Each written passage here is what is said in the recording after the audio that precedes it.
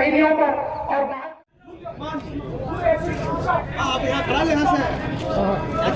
یہاں پر پہلی صف جو کھڑی ہے بہت کلاس ہے، ذرا پیچھے کی طرف چلے جائیں، ذرا اندر کی طرف ہو جائیں.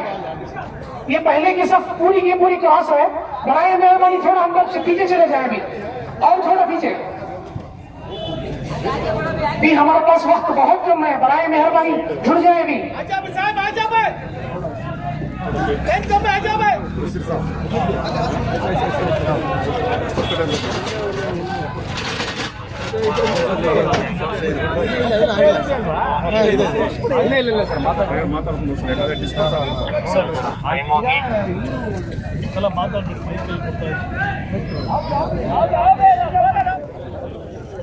اللہ تبارک و تعالیٰ نے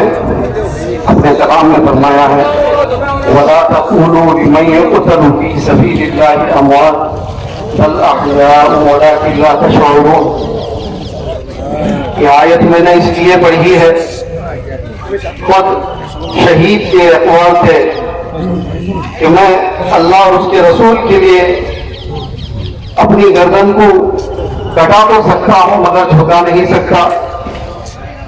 اور مولانا کے الفاظ تھے گیدڑ کی 100 سالہ زندگی سے شیر کی ایک دن کی زندگی میرے لیے کافی ہے. آپ نے ہر بار مولانا کی ویڈیو دیکھی ہوگی، جب بھی انہوں نے کوئی ویڈیو وائرل کیا ہے، کوئی قیام نگر کے اندر سنت نبوی کے خلاف، مسواک کے خلاف آواز اٹھاتا ہے تو مولانا اپنے آپ سے باور ہو کر سنت کے اوپر جب آواز آتی ہے تو اپنے آپ کی جان کی پرواہ کیے بغیر کسی ڈر کے، بغیر کسی جھجک کے صاف الفاظ میں اس کو چیلنج کرتے ہیں کہ آپ سارے مجمع کے سامنے آئیں اور اللہ کے نبی صلی اللہ علیہ وسلم کی شان میں جو آپ نے گستاخی کی ہے آپ کو معافی مانگنا پڑے گا، آپ کو کلمہ پڑھ کر پھر دوبارہ اسلام میں داخل ہونا پڑے گا. یہ مولانا کے الفاظ تھے. پھر جب کوئی ایم دیوبند میں جا کر کے پوجا کرتا ہے تو مولانا بڑی حکمت کے ساتھ، مصلحت کے ساتھ اس سے کہتے ہیں کہ میں آپ کا ہمدرد ہوں. سارے علماء جو آپ کے ساتھ کھڑے ہوتے ہیں، آپ کی جو ہے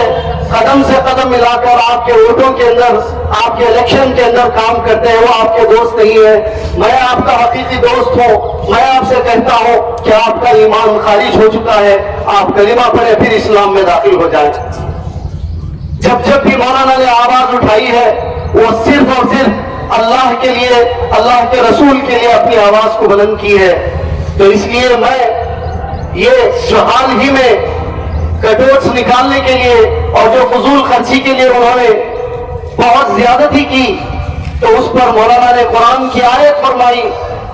اور اس کے بعد انہوں نے کہا کہ آپ جو ہے فضول خرچی کر رہے ہیں جبکہ قرآن اس کے لیے منع کرتا ہے.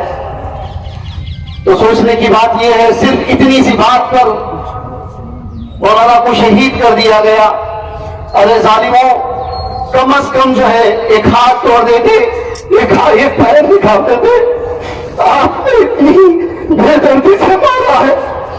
سر کے اندر ایک نشان دبا دی، ایک جگہ بھی باقی نہیں ہے. سارے سر کو سکھنا چھوڑ کر دیا ہے آپ نے. اگر کوئی مارتا تو وہ بھی یاد کرتا.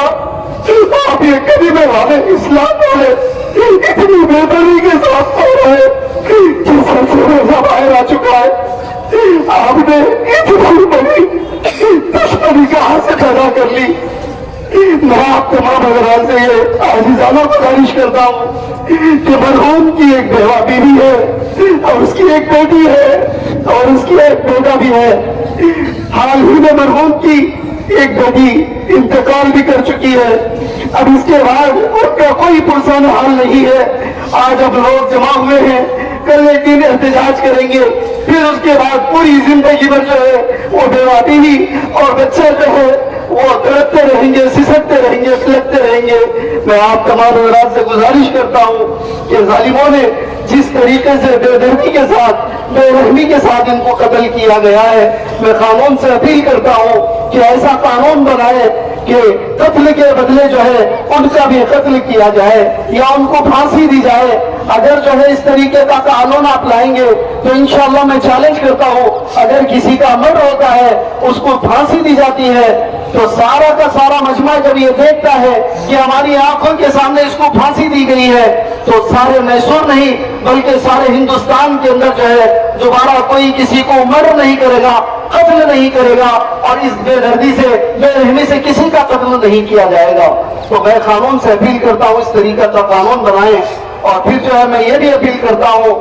کہ سی ایم صاحب جو ہے میسور آئے ہوئے ہیں, ہم تمام لوگوں کو جو ہے یہ میسج پہنچانا ہے کہ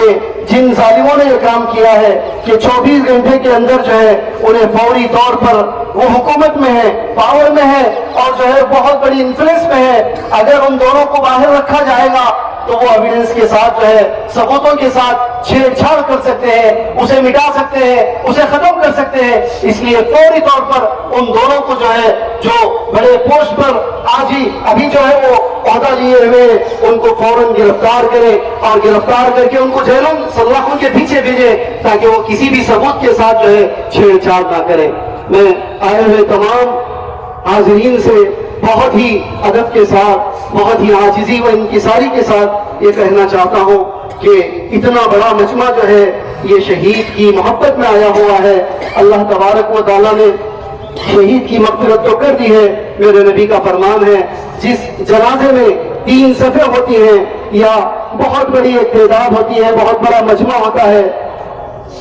تو اللہ تبارک و تعالیٰ جو ہے شہید کی مغفرت کر دیتا ہے. اور پھر یہ گزارش بھی یہ ہے اگر کوئی شہید جو ہے یا مرحوم اگر کسی کو قرض دینا ہے تو وہ ہم بھائیوں سے آ کر کے ملاقات کریں اور بتائیں کہ شہید کے ذمے, مولانا کے ذمے, مرحوم کے ذمے اگر کوئی قرضداری ہے تو ہم جو ہے تمام بھائی وہ مل کر کے وہ قرضداری کو ادا کرنے کے جو ہے تمام کے تمام جو ہے وہ ذمہ داری لیتے ہیں کہ وہ آ کر جو ہے سچائی کے ساتھ ہمیں بتائیں کہ مولانا مرحوم جو ہے ہمیں یہ دینا تھا, تو انشاءاللہ ہم وہ ذمہ داری لیتے ہیں. اور تمام سے میں یہ گزارش کرتا ہوں کہ یہاں بھی اور قبرستان میں بھی, یہاں تو نماز جنازہ کے بعد یہ مسئلہ یاد رکھیں کہ نماز جنازہ کے بعد دیدار نہیں کرائی جائے گی, فوری طور پر نماز جنازہ پڑھی جائے گی اور فوری طور پر جو ہے قبرستان لیا جائے گا اور وہاں پر بھی زیارت نہیں کرائی جائے گی بلکہ وہاں جو ہے تدفین کرنے کے بعد ایک مختصر سی دعا ہوگی. بس یہ سنت طریقہ ہے اور یہی عمل کیا جائے گا کہ نماز جنازہ کے بعد کوئی آدمی جو ہے یہ گزارش نہ کرے کہ فلاں آدمی جو ہے دیدار نہیں کیا ہے وہ کرنا چاہتا ہے, تو کسی بھی طریقے کا کوئی بھی آدمی ہو ان کو دیدار نہیں کرائی جائے گی. اور تمام احباب سے بھی یہ گزارش کرتا ہوں پورے امن و امان کے ساتھ, پوری سلامتی کے ساتھ, پورے پیسفل طریقے سے جو ہے یہاں سے قبرستان جائیں گے اور وہاں سے جو ہے اور وہاں سے اپنے اپنے گھروں کو واپس جائیں گے.